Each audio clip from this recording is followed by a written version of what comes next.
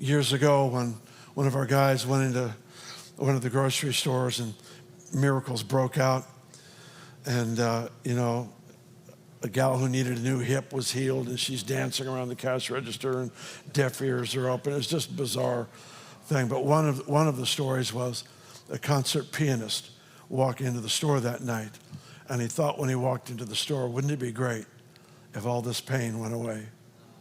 It's just a thought.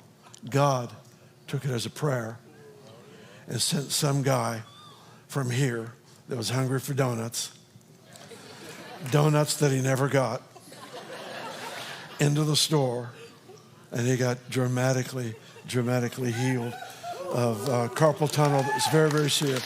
He couldn't play anymore.